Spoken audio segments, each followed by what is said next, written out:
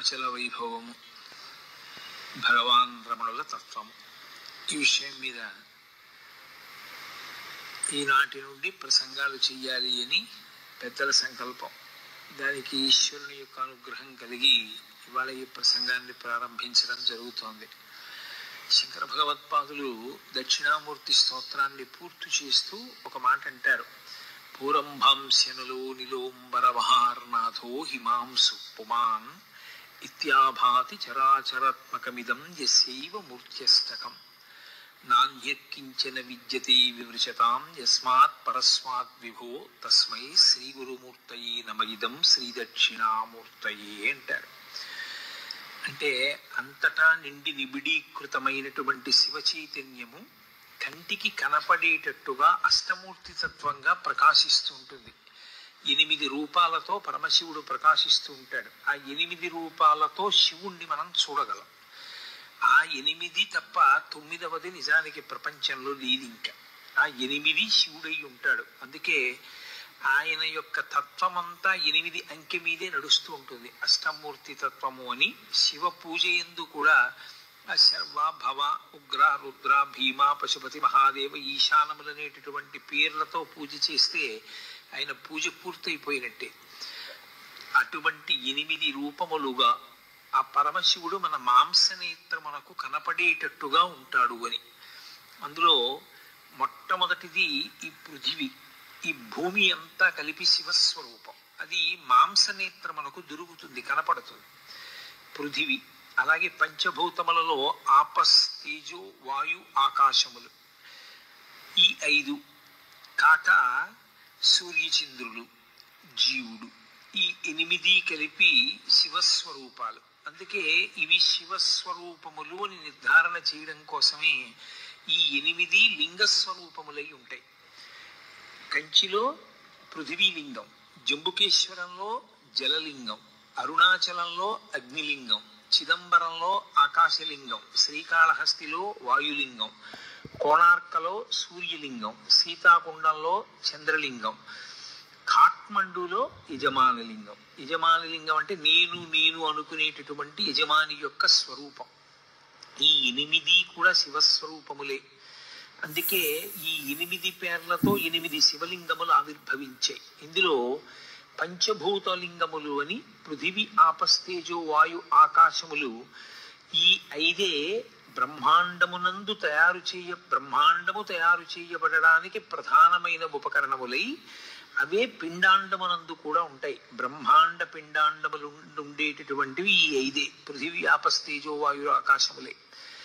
ఇందులో మళ్ళీ నేను మీతో మనవి చేసినట్టుగా కంచిలోది పృథివీలింగం తెలుస్తుంది. ఎందుకనంటే మీరు కాంచీపురం వెళ్ళి చూస్తే ఏకాంబరేశ్వరుడిని పేరు కలిగినటువంటి పృథ్వీలింగానికి నీళ్లతో అభిషేకం లేదు. ఎందుకంటే నీటితో అభిషేకం చేస్తే కరిగిపోతుంది ఆ లింగం. అందుకని నీటితో అభిషేకం చెయ్యరు, ఒక్క మల్లె నూనెతో మాత్రమే దానికి అభిషేకం. కాబట్టి కంచిలో పృథివీలింగం తెలుస్తుంది. జంబుకేశ్వరంలో జలలింగం తెలుస్తుంది. శ్రీరంగం వెళ్ళిన వాళ్ళు ఆ పక్కనే తిరువాణక్కోయిల్ అంటారు వాళ్ళు. ఆ తిరువాణక్కోయిల్ వెడితే ఆ పరమేశ్వరుని యొక్క శివలింగం దగ్గర ఎప్పుడు నీరు ఊరుతూ ఉంటుంది. అది ఎవరి మీద ప్రోక్షించరు, ఆ నీళ్లు తీసి పోసేస్తూ ఉంటారు పక్కన. అలా నీరు ఊరుతూ ఉంటుంది కాబట్టి ఆయన జలలింగం, ఆయనే నీటి స్వరూపముతో ఉంటాడు అని. శ్రీకాళహస్తిలో వాయులింగం. వాయువుని చూడడం ఎలా? వాయువుని చూడడం కుదరదు. కానీ వాయువు శివుడై ఉన్నాడని గుర్తు ఏమిటంటే శ్రీకాళహస్తిలో శివలింగానికి ఎదురుగుండా ఒక దీపం ఒకటి ఉంటుంది. ఆ దీపం ఎప్పుడు ఇలా కదులుతూ ఉంటుంది. ఒకప్పుడు విదేశీయులు పరీక్ష చేశారు. తలుపులన్నీ వేసేస్తే దీపాలు ఆరిపోతాయి కదా, ఏదో ఆక్సిజన్ లేకపోతే అని తలుపులన్నీ వేసేసి ప్రయత్నం చేశారు. అన్ని దీపాలు నిధనమైపోయాయి. ఆ ఒక్క దీపం మాత్రం గాలి లేకపోయినా కదులుతూ నిలబడింది. ఆ కదిలేటటువంటిది గాలికి కదులుతూ ఉంటుంది. ఆ గాలి కదులుతూ దీపం వెలగడమే వాయులింగం. యథార్థంగా ఎదురుగుండా కంటికి కనపడే లింగస్వరూపంతో పాటుగా అన్వయం చేసుకుని చూడవలసినటువంటి లింగస్వరూపం గాలికి కదిలేటటువంటి ఆ దీపం. అందుకని అది వాయులింగం. ఇక కంచిలో పృథివీలింగం, జంబుకేశ్వరంలో జలలింగం, అరుణాచలంలో అగ్నిలింగం, చిదంబరంలో ఆకాశలింగం, శ్రీకాళహస్తిలో వాయులింగం. చిదంబరంలో ఆకాశలింగం. చిదంబరంలో ఆకాశలింగం తలుపు తీసి చూపిస్తారు, మారేడు కాల దండలు వేసి ఉంటాయి. ఆ వెనక శివలింగం ఏమి ఉండదు, గోడ ఉంటుంది. ఏమిటంటే అక్కడ ఏం శివలింగం లేదు కదా అంటే అదే చిదంబర రహస్యం అండి అంటారు.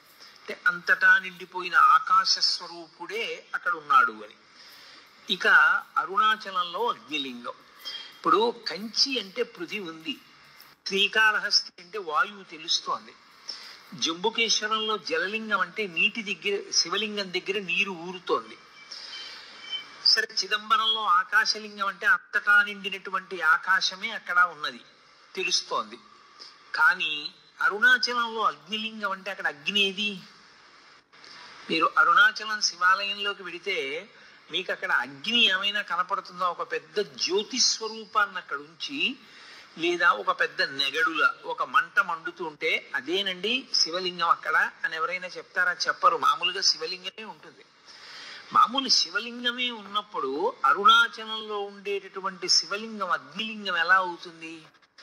అరుణాచలమునందు అగ్నిలింగం ఉన్నది అని ఎందుచేత చెప్పబడింది అంటే, మీరు బయట ఎంత చల్లగా ఉండనివ్వండి, అరుణాచలం దేవాలయంలోకి వెళ్ళి కూర్చుంటే ఒళ్ళు చెమటలు పోస్తుంది, అంత వేడిగా ఉంటుంది. ఆ వేడి నిజంగా అగ్నిహోత్ర స్వరూపంతో ఉంటే మనం తట్టుకోలేమని ఆ వేడి రూపంలో ప్రకాశిస్తూ ఉంటాడు ఆయన. కాదు కాదు, అసలు యథార్థం ఏమంటే అది జ్ఞానాగ్ని.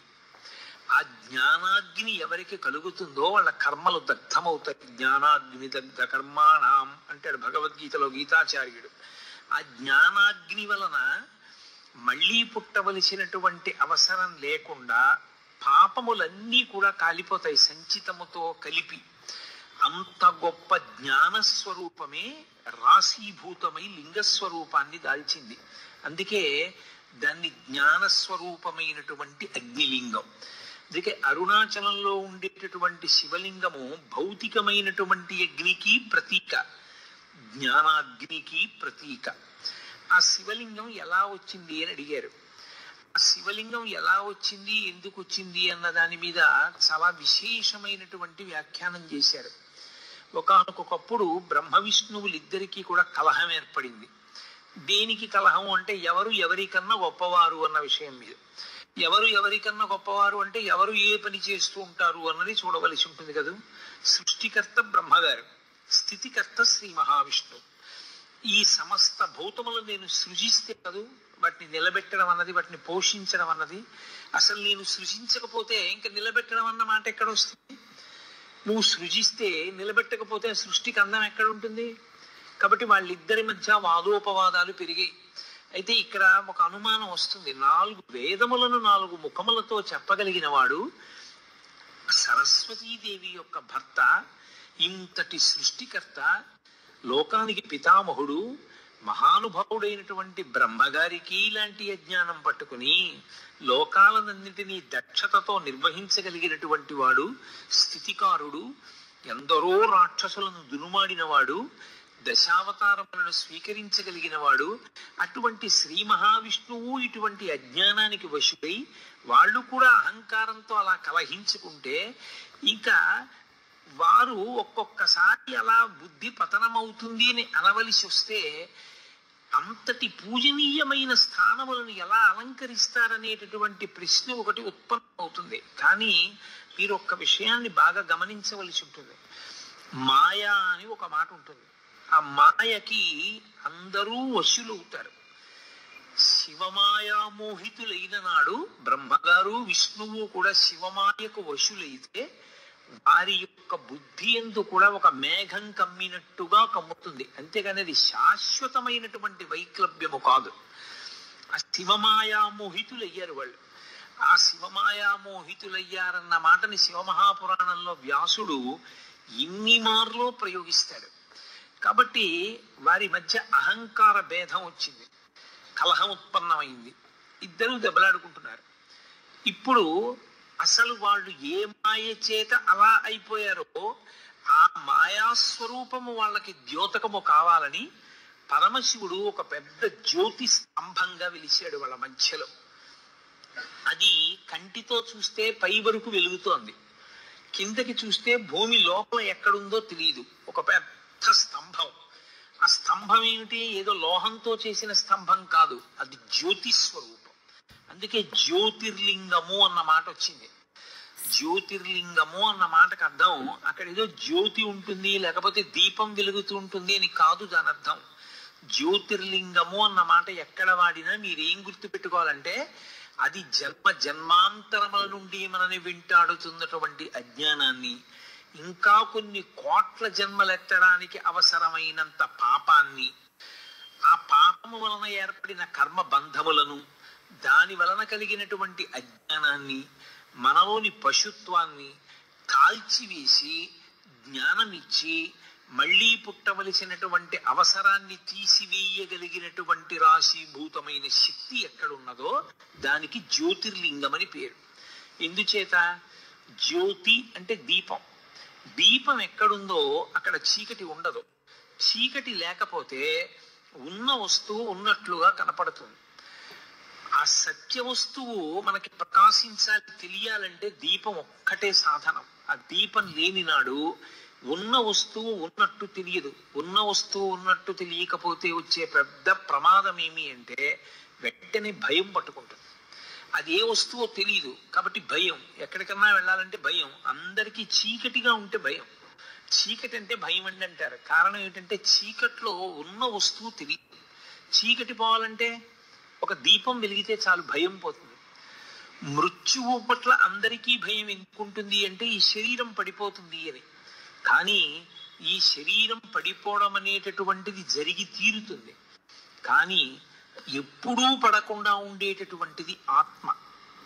ఆ ఆత్మ ఎరుకలోకి వచ్చి శరీరము అసత్యం అనేటటువంటి భావమునందు త్రికరణ శుద్ధిగా నిలబడగలిగినటువంటి శక్తిని ఇవ్వగలిగినటువంటి దీపస్వరూపానికి జ్యోతిర్లింగం అని పేరు.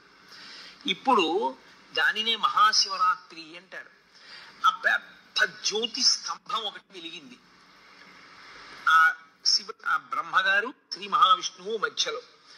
అది ఎంత ఉంది అని అడిగారు. దాన్ని వర్ణన చేసింది యజుర్వేదం. రుద్రాధ్యాయానికి ప్రార్థనా శ్లోకం చెప్తూ ఆ పాతాళ నభస్థలాంత భువన బ్రహ్మాండం ఆవిస్ఫురత్ జ్యోతిస్ఫాటికలింగమౌళి విలసత్పూర్ణేందు వాంతామృతై అంది. అది పాతాళలోకం కన్నా కింద ఎక్కడుంటుంది, ఏముంటుంది అని అడిగితే అక్కడ వరకు వెళ్ళింది. అంటే ఎక్కడ వరకు ఉంటుంది అంటే పాతాళలోకం వరకు చెప్తారు. ఇంకా కింది వరకు వెళ్ళిపోయింది. పైన బ్రహ్మాండమా విస్ఫురత్, ఈ బ్రహ్మాండములు ఎంత